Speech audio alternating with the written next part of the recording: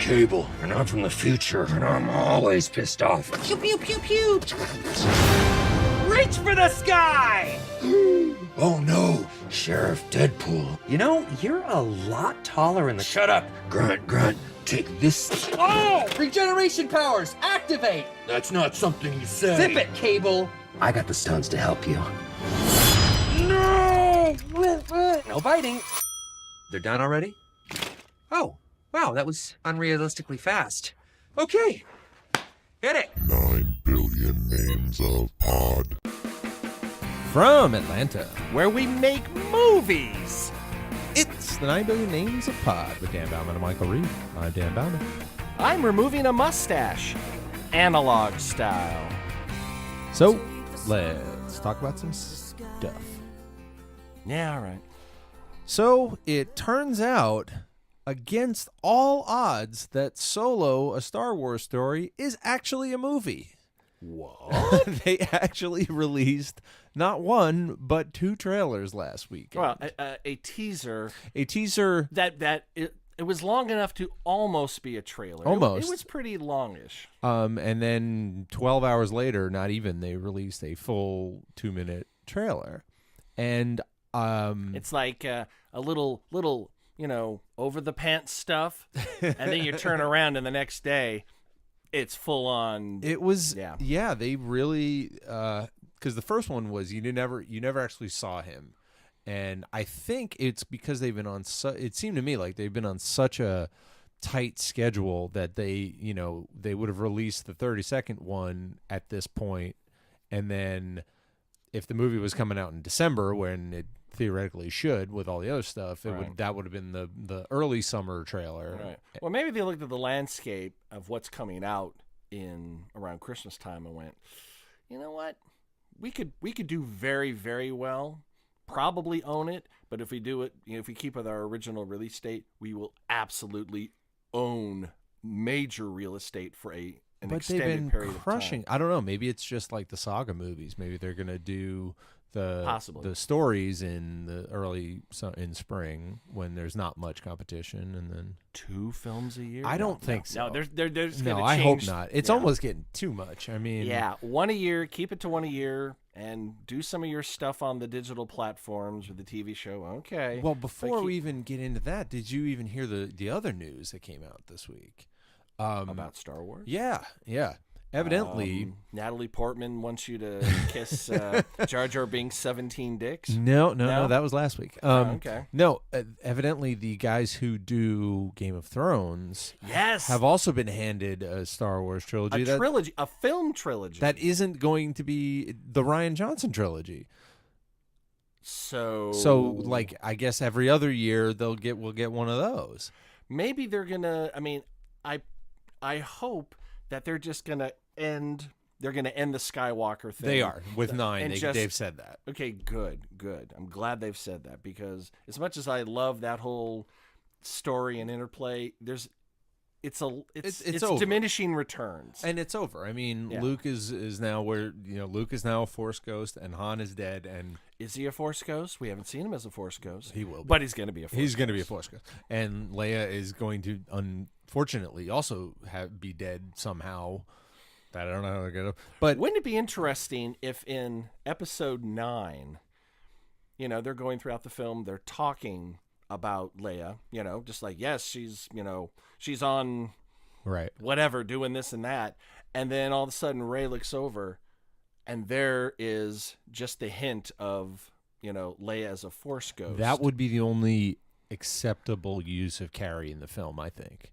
Have her, just a shot of her as a Force ghost would be amazing. But obviously no conversation, no, nothing. Just use some footage. That would be the only, I think, acceptable use. They got to tread carefully there, because I don't know what, again, because people will be very, very angry if I do not envy JJ and Kathleen Kennedy having to figure this out at all, because it's when you arc out a trilogy and then all of a sudden the linchpin of your third act is not available. Yeah. And, as much as they could have gone the route of digital, I'm glad they didn't. Just do a rewrite. Yeah, don't fix it the right way, you know. I mean, it's one thing if you're doing a digital recreation, and the person, how do I put this? Carrie Fisher's death was so well known. Seeing her digital in any other format, it just takes you out of the film going, oh, that's digital. Not that you wouldn't notice before, but if they wanted to put Wedge Antilles in there for a hot second, you wouldn't necessarily know if it was the real Wedge or digital. Yeah. But when you have a major character go digital that passed away, it takes you out of the film. Right. It's one of the things that I kind of, I was impressed with how they did Grand Moff Tarkin in Rogue One. But I was always going, let's see, okay. I'm always paying attention to exactly how it looks interacting with the other characters. Right. Because I know it's digital. A friend of mine who's not a big geek at all, he only recently saw Rogue One. Okay. And we were talking about it, and I made some offhanded comment saying, oh, yeah, well, the bad guy, he's been dead since the 70s or the 80s. And he was like, what do you mean? I was like, that was a digital he didn't face. know. He didn't know, and he didn't pick up on it, and only because we know so well that he's been gone for so long that I think even now, I remember watching the first time I saw it, I was, first of all, I've said this before, but I was super surprised that we got to see him at all. I thought it'd be over the shoulder and we'd never get a good look at him and everything. Oh no. But then he turned around, and that first couple of seconds, I was like, oh, that's not great. And then as it went along, I was like, man, that's really good. That's really, really good. But going back to what you're saying, what they did in Rogue One, having young Leia recreated with Carrie's permission. She was alive, and she saw it. And that's why there was no outrage. No, people loved it. Because she was living, and she gave permission. Right. Now, even if she hadn't, quote, given her blessing, from what I understand, the way that, when you sign on to a film, she could have said, I hate this, and they could have done it anyway. Well, yeah, they could. She actually, I just about to finish her book, The Princess Diarist. Yeah. Which is really interesting. It's not bad. It's just a short little read. Is this the one where she reveals the Harrison Ford affair? Not only reveals, that's most of what the book is about, which surprised me. Wow, really? Yeah, I was like, I got to that chapter, and the chapter is called Carrison, which was her little thing in her head that she made up about the two of them. Wow. Yeah. That's actually a very good celebrity couple name. Right, and so celebrity coupling name. Yeah, and I got to that chapter, which was chapter 3 or something in the book, and I was like, oh, this is where she talks about it, and literally the rest of the book is about that, how much in love with him she was, and she was just a kid, and they had this little thing, and it was never spoken about, and so, but going back, she also in that book says that she signed away all likeness rights. So she has no say in it at all. Yep. It just Lucasfilm owns Leia's visage from that time period for use in Star Wars. Yes, I'm sure if they wanted to throw Carrie Fisher at 19 in some 80s retro teenage romp sex comedy, they can't do that. They couldn't do that. It's like, here, do you want some cinnamon buns? No, we're not. George, come on. Right, or Kathleen at this point. Kathleen. So. But going back, so yes, they finally released a trailer, and you just watched the long one. I just watched the long one. I watched the teaser. We watched it right after we recorded last week. Yeah, exactly, because it hadn't come out by the time we were done recording. Mm-hmm. And then for some reason, I forgot that there was a longer one later on. How did I forget that? I don't know. And okay. Woody Harrelson, he's going to have to prove himself. I don't disagree with that. He's a good actor. He's been in plenty. But it's True there's Detective, Woody Harrelson. Man. Have you seen True Detective? I haven't. Dude, I know. Don't see season 2 is an abortion. Actually, you know what? Watch season 2 first, then see. They're not connected. Oh, it's an anthology. Each season is different. Although both seasons, apparently, there's going to be a third. Season 1 is so fucking good that the bar is buried in the ceiling. You can't get over it. And season 2 goes through the floor. Oh, well. It's just not. It's not. It's not. But that first season of True Detective, it is fucking brilliant. Okay. I mean, wow, it's brilliant. Yeah. So it made me a believer that Matthew McConaughey really is damn good at what he does. Kind of like how Magnolia made me go, all right. Tom Cruise. I mean, he was always okay, competent. He's got chops. Yeah. There's chops. He should at this point. He's chop adjacent. Yeah. More than I thought. But I agree with you on Woody being in the Star Wars movie. It's like, am I just going to be like staring at Woody Harrelson in a Star Wars movie and not, whoever his character we'll is? see. I mean, sometimes you get surprised. Yeah. And it could be casting brilliance. I can't imagine that he was put in the film as box office draw because, first of all, it's Woody Harrelson. Second of all, it's a Star Wars film. You could have absolutely nobody. And pretty much, aside from Donald Glover, that's the case. Yeah. Nobody's. As far as, almost, if you think about it, the biggest star in the movie is Chewbacca. Yeah. Well, yeah, exactly. So they must have made a proactive decision. He is right for this role. I'm betting. I'm hoping. I'm betting he doesn't have a big part either. It doesn't look like it. Could be. I'm putting together a team. He puts together. Maybe it's like the beginning of Reservoir Dogs. Yeah. He puts together the team, and that fucker you do not see again. Yeah. Or he dies or something. No. No, I meant Woody in the movie. Oh, or he dies. Yeah. Or maybe he's, what's his name? Forrest Whitaker from Rogue One. Yeah. You get a little bit at the beginning, a couple scenes towards the middle-ish, and then he's gone. Then he's gone. Yeah. Then he's gone. That's what I'm thinking for sure. He's drinking his Pabst Blue Ribbon. And don't look at me. I'm still waiting for the DVD that has the deleted scenes. Oh, they may of Rogue One? Yeah. Yeah, they may never see the light of day. No. They'll leak out I eventually. know what they're going to do.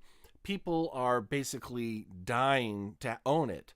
So they'll put out a bare bones version with maybe one little something in there, and everyone will buy it right up. And then 1, 2, 3, 4 years later, the deluxe edition with all the extra with footage. all the extras. Like, oh, did you just discover them hidden in the vault from when you filmed that other movie that isn't this? Exactly. So, and that's how they do it. It's the Disney double dip. Yeah. Now released with 3 seconds of behind the scenes footage of them animating the foot of fucking Gaston or something like that. Like, all right, sure. Well, and you'll buy it. You will fucking buy it. I will. Yeah. I know you will. I can't help myself. You're the one that rebought it just to get the non-Blu-ray original versions. Yeah, of the not quite legal versions of it that are not parody. I forget how they phrased it. You're not paying for the movie. You're paying for the materials and this fan recreation. Blah blah blah. Right. But what I did like about most of it, most about it is it's still, I don't know what the fuck. I have no idea what the story is about at all. They don't give you anything. It was just images of stuff you wanted to see. You got to see the Falcon. You got to see Chewie. You got to see Lando. You got to see very clean Falcon. I mean, it looked like it just came off the line. And if you look at it, it's actually, there is something different about it. Like the front points, it's like, it's got a full point on it. It's got like a different. Remember in A New Hope? I made a lot of special modifications myself. So they said they modeled it after the original drawings of the Ralph McQuarrie paintings. Oh, okay. So I was like, that's cool. I kind of wish it was the Falcon, like we're used to, but we'll see where they go. With he said he made a lot of modifications. It's not just maybe going in and updating the firmware. Right. He made absolute structural changes to do this, that, and whatever. The best joke I saw was, or the meme I guess was, I made a lot of special modifications myself. Dirt. Lots and lots of dirt because it's nice and gleaming white in That's there. right. And then by the time it looks like the inside of what is it, the Tantive 4? Yeah, a little bit. I mean, it's maybe it's the same manufacturer. Right. You never know. We don't know. Yeah, we do. We can find out. It's I'm sure it's out there. Yeah, it's manufactured by the Blobbity Blues on planet Vip. Yeah, it's a YT 1300 freighter. I think I want to say with the optional hyperdrive pack. Yeah. Sometimes but don't put a compressor on it. No. Okay. Or do. You know. No, that's what jacked it up in Force Awakens. Was the compressor. It was put on there for a reason, Yeah. Dan. Maybe for their needs at the time. Just saying. Just saying. Speaking of trailers that don't really show you anything, I think the best trailers that have been dropping lately are the Deadpool trailers. Because they make up their own like little movies that have nothing to do with the Exactly. movie, and don't show you too much of the movie other than like quick flashes. So because we recently just got, I guess, a second or third even trailer where you finally see Cable, Josh Brolin as Right. Cable. And is he getting some comic book love these days? Josh Brolin? Yeah. Oh yeah. Well, mean- this is not even his second rodeo, because not only is he playing Cable, not only is he the voice of Thanos, he also did Jonah Hex a couple years ago. Oh, did he? Okay. Yes, Oh, and it was yeah. fucking terrible from what I Yeah. hear. But he's a good choice. Yeah, judging by the fact that neither of us have seen it, but yet know of its existence, that tells you something. Yeah, yeah. Like, yeah, it's not like Marvel can put out anything and we'll go, yes, yes. It's not Star Wars. right. And you again, know. this was a DC property, Right. so it's like not. Oh, Jonah Hex was DC? Absolutely. Ah, yeah. okay. All Yeah. right. See. So that poor DC. Poor DC. They try so hard. I mean, if you didn't have Wonder Woman and the eternal hope for a really good Batman film, I don't know what DC's got. They've got a lot of restructuring to do, is what they got. Oh, They have the best characters and don't know what the fuck to use. Although I will have say to- Spider-Man Home. Oh no, that went back to Marvel. That's That is Marvel. Yeah, it's Marvel. That's right. It went back to Marvel. Yeah, Wow. like they knocked. That's out, right. Of course, that was never DC. It was No. just non-Marvel. It was Sony. It was Sony doing. Yeah, Marvel. That's Again, not to backtrack, but Marvel sold off all the film rights in the early '90s to keep solvent, because they were going to go under. Like no one was Yeah. buying comic books, and they sold everything, and that's what they've been doing for the last 15 years, is trying to get everything back in house, and they're close. They're getting it. Wow. Now they've got the might of Disney behind them. Right. So and they've let me got the tell money. you, you offer enough money, Yeah. they'll come back. And again, like every movie they put out makes $1 billion, so they've Yeah. got the coffers to go, okay, we want the Fantastic Four back. Here's a whole lot of money for the rights. Yes. Yes. Here's 2 days worth of receipts. We'll just give that to you for Yeah. the rights. You Yeah. know? So I'm not gonna. It's a sucker bet to say that they won't do it, but I'm just wondering what the reference to Thanos will be in Deadpool 2, because he's gonna say something about it. And maybe a certain Australian actor will be referenced as well. It's an Australian actor. Hugh Jackman. Oh yeah. Well, they were he was desperately trying to get Hugh Jackman into one of these movies, like desperately, and he was like, no, he was waffling To about- reprise Wolverine. Yeah, yeah, okay, yeah. Okay. or just have him in it, and I'm not to- even. I mean, I think we talked about this that's before. not even- I would like to see Deadpool walking down the street and just do a sup nod, and it's Hugh Jackman. It'd take you 5 minutes on set, and you're done. Yeah. And it would make everyone freak their shit out. But again, that's Fox and not Sony. And again, we're getting into the hairy, the hairy area. Well, now he can appear in it. Yeah. He just can't be dressed like Wolverine. he can still be dressed like Wolverine. They just couldn't refer to him. That's he could be a true. guy in a leather jacket exactly. with weird hair, Get the hair going and just close enough, and, and like just- yeah. and not call him by name. It could happen. And that would be a great gag. Turn around and I don't know. Does Deadpool? I don't know if a gag will work in a Deadpool film. We need to. This But is a can you serious imagine him turning around to the camera and going like, "We know who that guy is," or something like that. And that's one thing I like in this trailer is completely. I mean, he did it in the last movie, but I mean, looking into the breaking the fourth wall right into the camera, and because that's right out of the books. I mean, the whole book. 16 walls. Yeah. Remember? Yes. Yeah. All the books are just him talking to the audience. And I love in the trailer we get Negasonic Teenage Warhead back. So She's back. Yeah. So the sullen sassiness is hopefully still there. Yeah. know. She was great. Oh, yeah. And she was a real character too. It wasn't something they made for the movie, from what I understand. They altered her powers a bit from the books, but she was an actual character. And good. and we get Blind Al again. Leslie Uggams reprising her role. We got everybody looked like everybody. The cab driver. I forget his name. Is it Rajesh? I cannot remember his name. I don't remember. I'm sorry. remember. Yeah. But he was a great character. Yeah. Oh my gosh! Thank you, and a very convivial day to you, or whatever. And just the fact that Deadpool has to ride around in a cab is hilarious. He doesn't have a Batmobile or a... Right. You'd get one of those super awesome jets if you would just join the X-Men. Yeah. You'd get some sweet gear. Yep. Just saying, just got to slap an X on your chest. We got a little Colossus action, and we got Marina Baccarin back. Yeah, I had heard she wasn't coming back. I heard that too, and I was like, that's the whole point of the first movie. How do you do the movie without her? So Because it's like Karate Kid, Elizabeth Shue, and then in the second film, no. Yeah. It's like, what? They also did something really cool. There's a new character, not new to the movies, a character named Domino, who's a female assassin. Oh, not new to the movie. There's been a Domino. Didn't Keira Knightley do a Domino film? But it wasn't. That was like actually based on a person. This is like the character Domino. Oh, yeah. It wasn't. Yeah, that's not the same thing. Not the same thing. She did a movie called Domino, but it wasn't. It wasn't a Marvel thing. Oh, no. But they did a really cool thing because in the comics, black and white. She's a white girl with a black patch. They just flipped it. It's an African American actress with a white patch on her eye. And I was like, good thinking. Well done. Well done. No, that's not right. The patch should be this color. Yeah. Fanboy. Yeah, and there was a little bit, but not.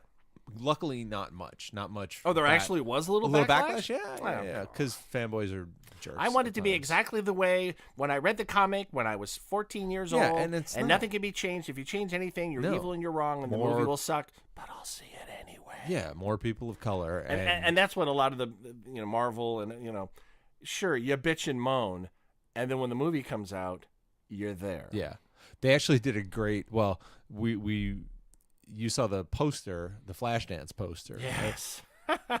Of him doing the pose. Do you remember the pose? Do you remember the poster for the first movie, which was the recreation of the Burt Reynolds picture where he was on the road, the Playboy, right? They did a Playgirl. They did another version of that, except it was Domino in that pose, and she's laying on Deadpool rug. That they dropped that last year. I was like, that was one of the first images. I like that. Yeah, I like that. So that. So what else did we watch? We just watched trailer wise. We'll get back to that in a second. You mentioned that you just saw a film. Oh yeah. That everyone was saying good film, and you watched it and went. Now you haven't told me what it is. Okay. What is it? I'm dying to know. Kong Skull Island. Oh. Yeah. Really? I've seen that. Hold it. That's the first one, right? No. That was the newest one. That was the one that was like last year. Oh, that was the remake of King Kong. This is another one. This is the one where is it Samuel Jackson's in it? Samuel Jackson and Tom Hiddleston. I have not seen it, and there's a reason I didn't see it because I really didn't care for the Peter Jackson remake. Yeah. And I watched that and went, no. It's stupid. So stupid humans coming in and fucking with animals. This, I was so like a bunch of people I trust said, "Oh yeah, it was super great. It was fun." It was dumb. Like it was set in Vietnam era 70s. Oh, okay. For no reason. It was John Goodman like going into to find this thing because evidently when he was a kid when he was in the army when he was like 18 he was on a ship that got attacked near this thing by a monster and he was trying to prove that they exist but he led them to believe it was something else, blah blah blah, that kind of bait and switch thing. I mean I was baffled at how not good it was. Yeah. Everyone, all these like King Kong knocks all these helicopters out of the air and every one of them crashes and they're all fine. They were all like, they didn't even get dirty. It's the A-Team method. Yeah. Bullets are flying, cars are crashing, but they always walk out like woozy. Like my car just rolled 14 times and I got out because the car was, Yeah. on fire and upside down, but I just shook it off and I was a little woozy and everything's fine. Yeah, or like a little trickle of blood. They didn't even have that. Like Tom Hiddleston and Brie Larson were not even dirty. Like they, I was so, and the dialogue was bad, and they just looked like they were not in the same movie, and Yeah. so I was really surprised. I mean, you can fight me on this if you want, nerds. I just didn't like it at all. I don't remember it even doing that well. Perhaps I don't know. It did well. And I'm a fan of Brie Larson. I think she's great. I just didn't get what she was doing But- in this movie. Like, I mean, I just not like why she was in it. Like, what the hell she was doing. You know She what? was- She may have been cast in that because of her Academy Award, and she said, "You know what? I'm going to make some money. Yeah. I need, I've been doing little things, and I'm going to do a big thing, and I'm going to make some bucks." And you know what? Good for her. Yeah, You know. I didn't get her choices. It was very like I was trying to be the nonchalant, cool chick, and it just didn't match up. And then for no reason, King Kong saves her. Why? What? Because Saved a blonde woman? exactly I don't understand. right. And It's like, Kong will destroy you. Unless you're a pretty white lady with blonde hair, then it's okay. yeah, it was There's kind of so, undertones of, I don't know It's what's always going been weird that they Yeah. did that. The funniest thing I thought that made me laugh was the gorilla. The CG looked great. It didn't walk like a gorilla, unfortunately. It walked like a human, which kind of bugged me. Sounds like it's motion capture, and Yeah, they absolutely. did not use Andy Serkis. No, did they? I don't believe they did. But I was like, how the hell can they make Kong look so realistic and lifelike? But they couldn't convincingly Photoshop Sam Jackson into a picture with LBJ. Yeah. I was like, that's really terrible Photoshop, and you have this lifelike looking girl. It's my guess is that probably if we looked it up, its budget was like 110 million, and its worldwide take was $500 million. Yeah, Because oh no, it did well. I'm sure people it did. people eat garbage in their eyes, their ears, and also in their mouth. And So, supposedly it's part of the Godzilla thing. So the next one's going to be King Kong versus Godzilla. they're trying to do Universal Yep. in the 50s. Yep. Yay. Well, They were trying to do that now, and they tried it with The Mummy to get going with that, and they made a Tom Cruise film. Right, They and didn't make a that's- Mummy film. that's the problem. His movies are always him hanging off airplanes, and it's like, who cares? Or Stop like- doing that. Or like, oh no, the car's about to crash. I'm going to jump off the hood, flip over, Yeah. and let the cars crash, and then I will land safely. So I just, Yeah, you he know. did. He just, Which is great. He's great at that. but that can't be every movie, It can be just in the right film. right? If it's Mission Impossible, I expect Absolutely. stunts that are so insane, but in other films, you don't, and he can dial it well. He never used really to be able to. He never really dials his performance down, but he changes it, like an actor. But sometimes he chooses some films that are just baffling to me. Yeah, I get why he wanted to be in The Mummy, but I just don't understand why they made that movie like that. Right. I understand why he chose the film, why they chose to make the film that way with him. Yeah, well, because if you have him in the movie, you have to make that movie. You can't say no to him. And Right.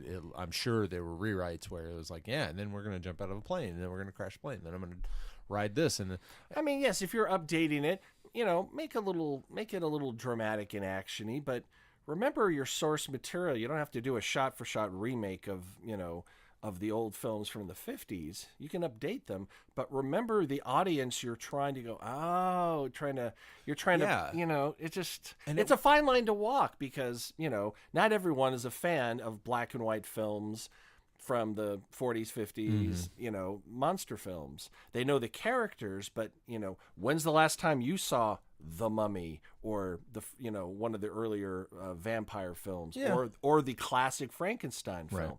It's been a while, yeah, so it's not like you're going against canon, but you have to know tone.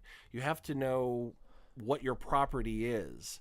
it was a good idea. I mean, they have all these the rights to all these classic monsters, and they were like, Right. "Oh, but I think they overshot it." They were like, "Oh, we're gonna make a whole giant universe like Marvel," and it's like, everybody's got to calm the fuck down. Marvel figured something out and did it right. You can't just plan this thing and expect it to work. You can't take the same plan and transplant it to anything else you want to do. Yeah. It's not, And again, people are gonna get burned out on the whole expanded universe thing, on the whole connected universe thing. It's gonna.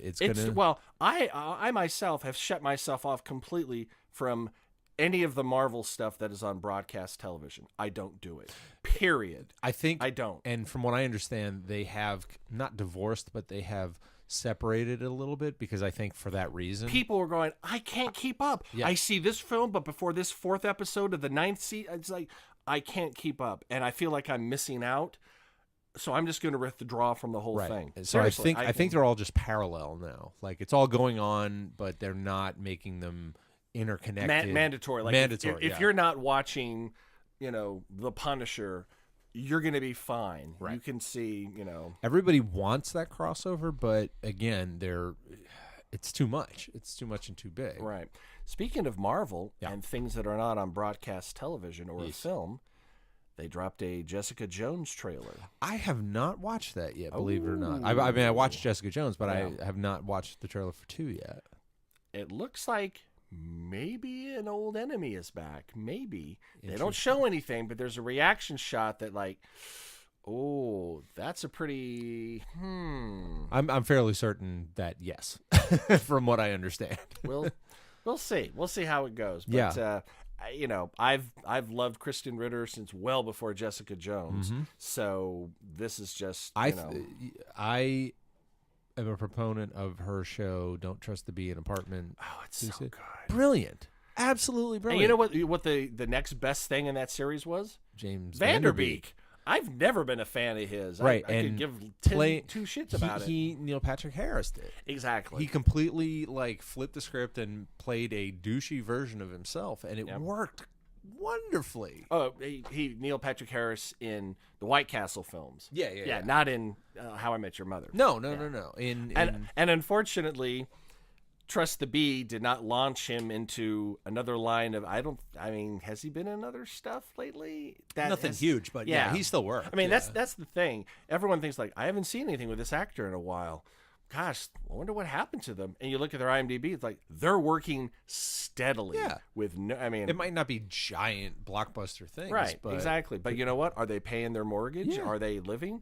Then okay, go see their shit if you're so interested in them. But if not, don't think that they're, just lying in the gutter going, why am I not a star anymore? Some of them might be. Remember, Michael Jackson was trying to recapture Thriller till the day he died. Well, yeah. But that's because what was going on in his head. Everyone else was like, your follow-up album only did, 20 million copies. Sorry. Like, what? That's amazing. And there are some actors who just...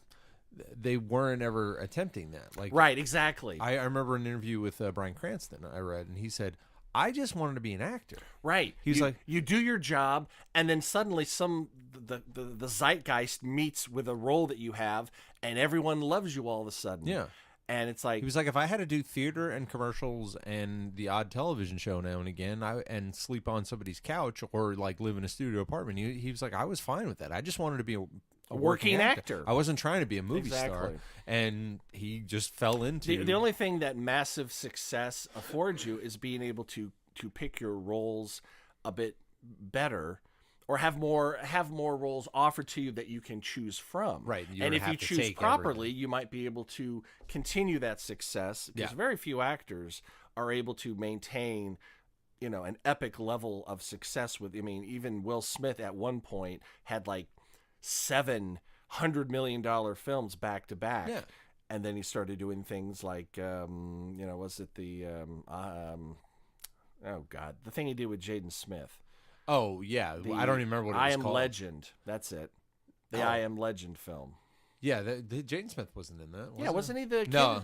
He did, or maybe there's something else. He did do I Am Legend, but that was a different movie. I haven't seen it, which tells you. And that was a huge flop. And that everyone was like, oh my gosh, his film didn't do magnificently well. And yeah, the fact that he had more than one film, even one film that did well, is against the odds for anybody doing acting. Yeah. I mean, you can count on one hand the number of actors for, 20, 30 years that have pretty much nothing but high-level success. Yeah. Tom Cruise does okay. Your Tom Hanks is, And Streep, maybe Yeah, not of big course. blockbuster, but critical, Always. so maintain at a certain level. Yeah. But below that level that you're looking at, It's there's, peaks and there's the other valleys. 99.9% of actors that are anywhere from, booking one commercial every 3 years to working so steadily they can never take a break. It's just that it's not high profile with $100 million advertising budget, so you're not aware of it. Right. So it's kind of like when I discover a band, like, oh my gosh, this album is great. Let me see if they have anything else. Oh, fuck, they've been around for 15 years and they have 7 albums out. Yeah. Guess I got to buy them all now. No, that's the old me. I don't do that anymore. You can't. There's just too much. I know. My basement is so full of CDs that I have stopped buying 10 years ago because I don't do CDs anymore. Yep. For the most part. Speaking of, just as a sidebar, I have not seen I Am Legend, but it's a great book. Oh, it's a magnificent story. Yeah. It's just that It's film. been made. That's like the 4th version Yeah. of it's been made. If you've ever seen a movie called The Omega Man Yeah. by Charlton Heston, that's a bad adaptation of it. I think that's a Richard Matheson story. I think so. Yeah, the guy that was heavily involved in the Twilight Zone. maybe, yeah. 'Cause And it's a very short book. It's a very, very quick read. Because I think his son, if I'm not mistaken, his son was part of a panel that Harlan and Ellison and I went to in Los Angeles for the opening of the Ray Bradbury Library. I can't remember if it was a new construction or they renamed an existing library. I can't remember. It looked kind of newish, but anyway. After the the ceremony, we dub thee, they got the big sword on either side of the building, and then we went upstairs to the meeting room, and Harlan and a bunch of other people that had worked on the new Twilight Zone in the 80s, and one was the son, I believe, of Richard Matheson, who had worked on the one in the 60s, and talked about the good old days and how how it ain't like it used to be. Right. Which, you're right, and we will be saying the same. We can say the same thing now. I remember back in, we're the last generation that had our formative years free of the internet. True. Seriously, We are. We're pretty much the bridge between the post-war, Eisenhower generation and, for lack of a better term, the Steve Jobs, and we're sandwiched kind of right in that time zone, culturally, technologically, and I like that in the sense that I have a sense of where we were and where we are now and where we can go because I have benchmarks and cultural touchstones, technological touchstones to go, it was this and now it's this, as opposed to people born, 15 years ago. They don't know what the fuck a rotary dial. Back in my day, right? What's an answering machine? What? It wasn't in the phone? No, it wasn't. Yeah, when we were growing, in the bulk of our lifetime, technology has exponentially grown. I mean, you and I grew up with 3 channels, and in very, very young, very, very early. But you know what? When you're that young, you don't know the concept of how many channels. That show is on, and it's on that number, right? And you don't know But I mean, we grew up with. I mean, I had a Telstar Pong game when I was a kid. We had one of those too. The very first thing was like a yellow console, and it had that one game in it. And now you can get an arcade game with 500 things loaded in. You can get a 4K game that looks like you're running through a movie. Yeah. On your HD TV. It's insane how technology has ramped up. Back in my day, we had 4-bit graphics. That's double the bits previously. Right. That's 4 bits, man. That's so many bits. So also going back to what we were saying about overreaching and Yes. and like the whole giant universe thing. Did you hear the other property that is going to try to do that? As long as it's not 50 Shades of Bad Writing. No. All right, what is it? Little television show. Oh, V. Yes. You know what? They've got the original director, the original creator, Yes. the original director, and he says, I'm now going to tell the story the way I wanted to in a trilogy. And I'm excited. Now, did you watch the television reboot? The reboot, I watched some of it. Miranda Bachman's in that. I did. I watched for her, basically. Yeah. Her and Laura Van. And it was good. It was, you know, it moved a little slower than I would like, and if it had moved a little faster, it would have gotten further in the story before. But I think at that point they were going, could we get 5 to 7 seasons out of this? Like, no, you can't. Right. So by taking it to film, arcing a trilogy, and then we know where we're going to end. We're not going to try to parlay this into a quadrilogy or anything like that. We're doing 3 films, and that's it. And provided that the first one does well enough, because this is not a thing where the studio goes, oh, sure, shoot all 3 back to back to back. No, they're not going to do that. Well, I don't know.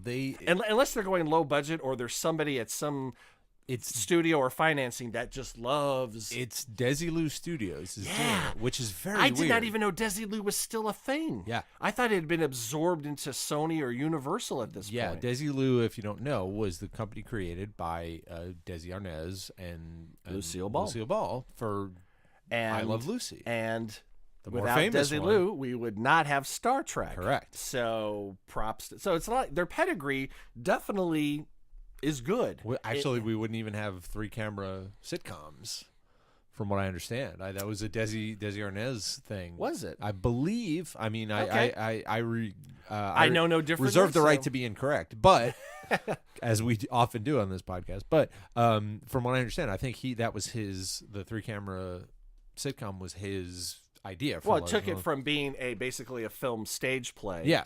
To because The Honeymooners is 1 camera, is 1 static shot, and which is why you never saw Alice Go to the Moon, because they didn't have another camera to shoot. They didn't have an reaction shot. They didn't even have a camera in the bedroom, so there was only 2 rooms in that whole apartment. Well, that's why they had no kids, because those characters never had sex. Because characters on television don't have sex, and if you see in the bedroom, the beds are separate to indicate no, there will be no sex. Right. Even if they have kids in the show, you don't know somehow how they got the there. stork brought them. That's right. Because they're always sleeping in a separate bed. Yep. They didn't have like 1 bed for all the sex, and then they had 1 bed for sleeping, which makes really good sense. Yep. We won't get into the physics of all that. It was a great trivia question. Who was the first married couple on television to sleep in the same bed? Was it Lucille Ball later on? Nope. I don't know. Oh, is it Fred and Wilma? It's Fred and Wilma That's Flintstone. Right. That's right. Because they were cartoons, and therefore that alien concept was plausible in a cartoon. Whereas every couple around the country's like, why are all these couples? Are we doing it wrong? We like being in the same bed. Well, Lucy couldn't even say pregnant. Yeah, exactly. But, and I think toilet was another. Yeah. She was expecting and had to excuse herself, or what, Not even. But then again, they never even talked about it. No. They never showed a toilet. Like that's what it was. Like people on TV don't go to the bathroom. I think the first time it was even mentioned was All in the Family.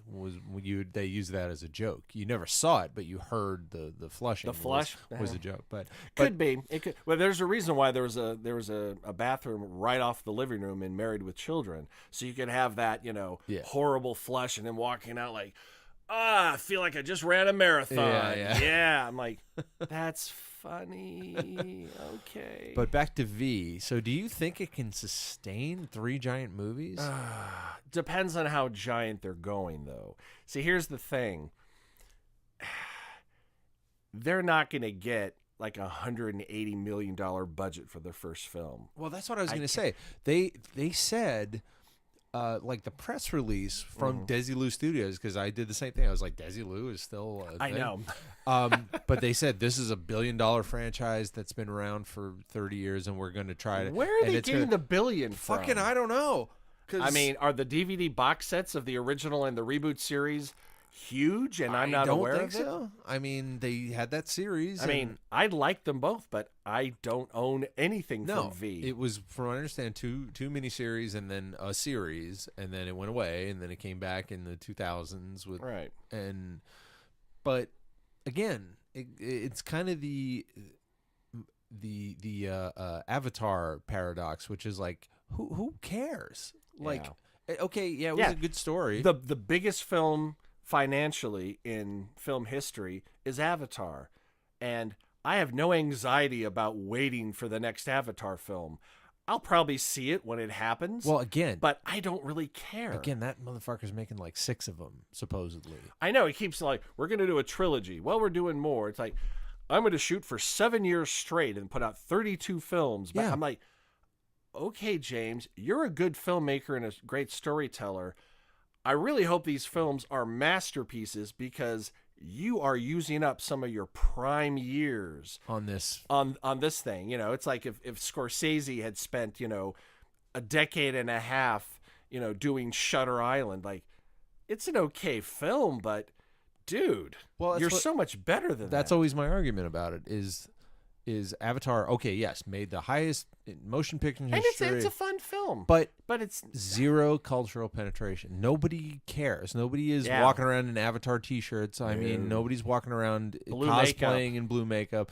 I mean, you will see that now and again at Dragon Con, but it's not like Dragon Con. But you won't see 200 Na'vi like you see 200 stormtroopers in the thing. No. It's just it doesn't. But we have to be careful not to make Star Wars the benchmark against everything, because nothing exceeds. But I mean, I agree with that. But Harry Potter, Star Trek, right? These things penetrate the culture and become more than just movies. Let's put it this way: when Song and Scene Missing do a show, it's never going to be an Avatar show, right? Because no one knows it. Nope. Well, they may. There's that one film. It was okay. Yeah. I mean, I get that there's some people out there that probably saw that and it was life-changing. I heard about people getting depressed because they wanted to live in that world. And that says more about them than it does about the quality of the film they just saw. I think that those accounts were heavily conflated. Well, and also, you said that? Can we make sure you're prominently filmed saying that? And some guy said it as a joke as he walked out of the theater. God, I don't even want to go back to reality after seeing that film. And I saw Avatar in the theaters. I saw it in the 3D, and I was like, this is amazing 3D, because they did it the right way. They didn't throw things at the screen. The yo-yo did not shoot out and go, see? Right. Look what we did. No. You ever see the old SCTV with, it was John Candy. It was his whole, this will not work on the podcast, by the way, so this is just for us, so just give us a second. He was Dr. Somebody's House of Stewardesses in 3D, and the whole 3D was just John Candy and Joe Flaherty just leaning into the camera.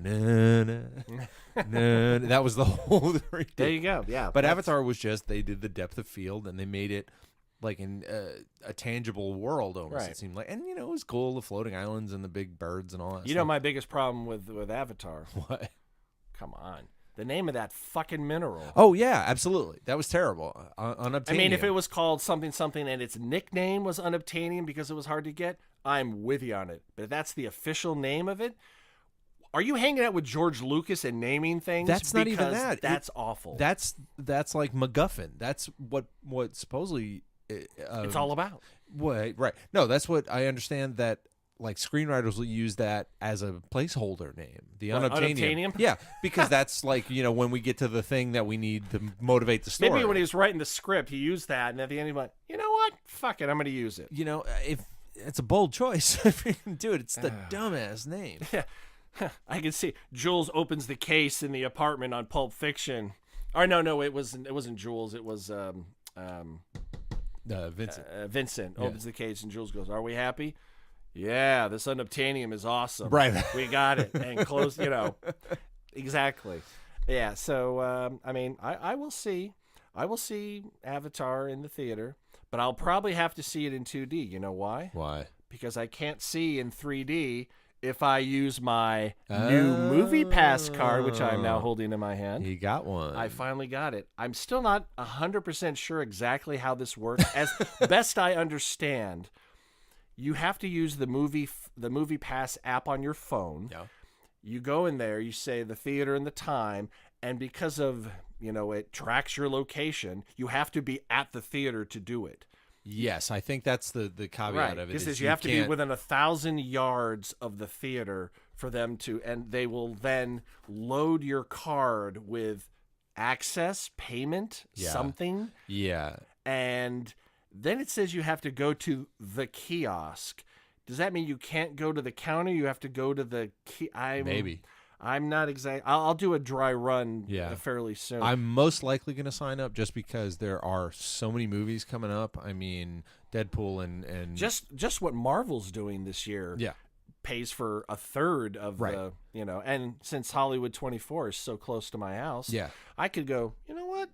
Phantom Thread starts in 25 minutes. I'll see it again. Yeah. And head on down and go get bored almost. It's gorgeous. Just, it's very slow. For those of you out there that don't know, there is a service called Movie Pass, and you sign up for it. It's $9.99 a month, and membership in Movie Pass will allow you to see one 2D film per 24-hour period at select theaters forever. So if you were so inclined, you could see 30 films in 30 days. Yeah. For $9.99. And I initially heard about it, and I was like, oh, that sounds great. And then somebody told me incorrectly, by the way, that you can't see the same movie more than once.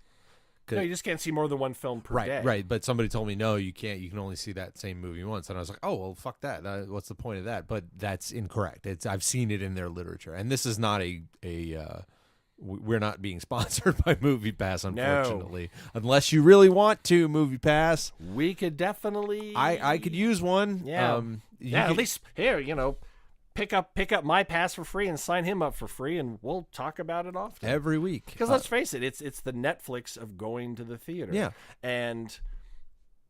No, you know what it is. I figured it out because you had once asked me. Oh, it's the gym membership. It's the gym membership of movies because we're like, I'm gonna go to 10 movies this month, and then next month you'll go to 2, and then the movie, and then it'll sit in your wallet, and you'll forget about it. That ain't gonna be me. Oh. I like to see films, and 99% of them's like, I'm not gonna spend the time and the money, especially the money.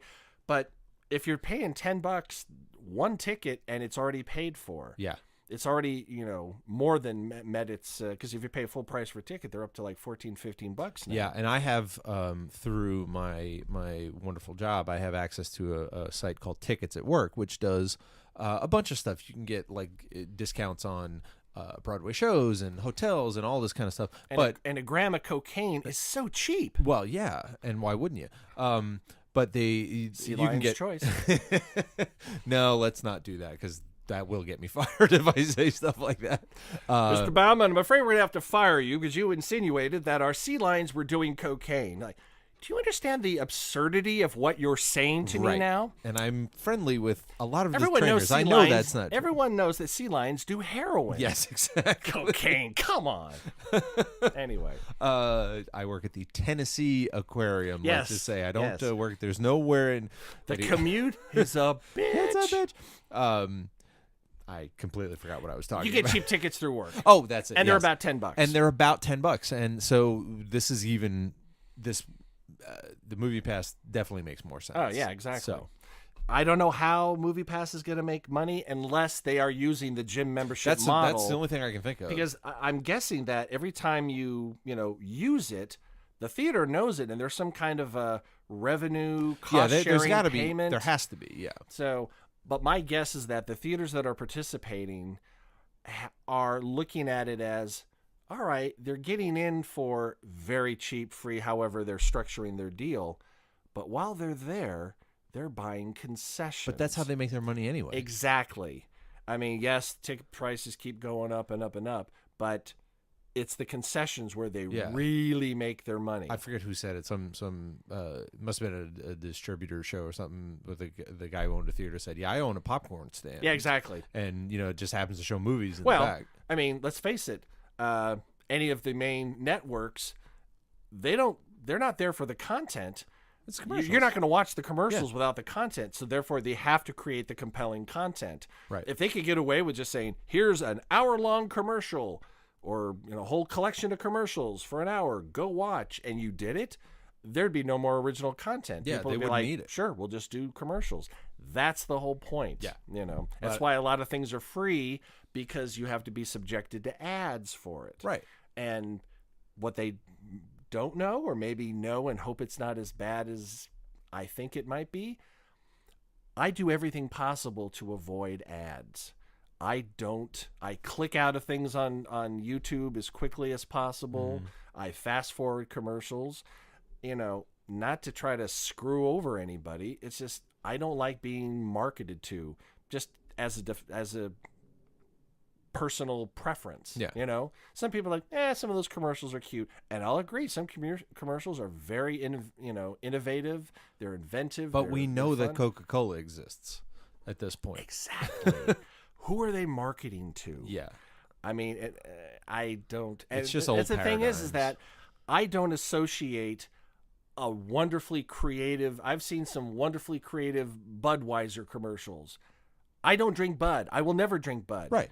Ever. It will never happen. And a commercial's not going to sway you. No. And there are times where I've watched amazing commercials and gone, I don't have any idea what they were selling. Exactly. That does happen. Whatsoever. Where it's so. It's like, that was really cool. What the fuck was it for? Yeah. What are you selling? Or you at the end they tell you like, how does that connect to? Okay. Someone just did a dumb little film that was clever, dumb and clever. Sure, why not? And they tacked on their logo at the end. You're like, oh, so am I supposed to associate that with your product now? Right. Okay, either I'm really weird, which I am, or you think we're dumb, which we probably are. Yep.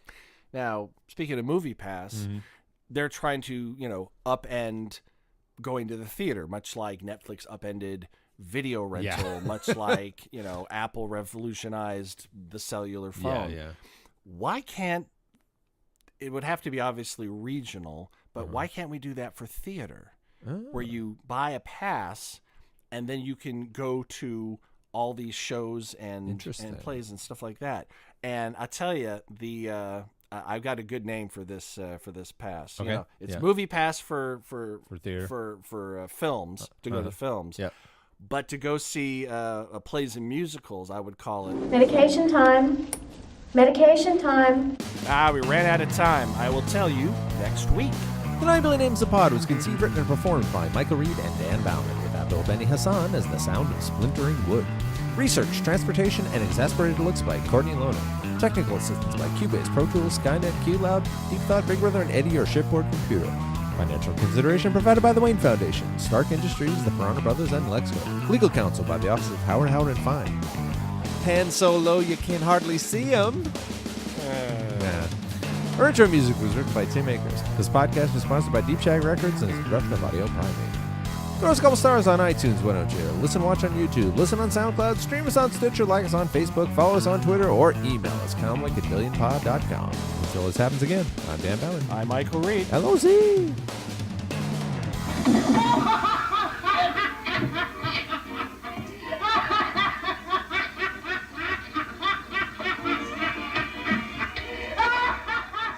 Audio Primate.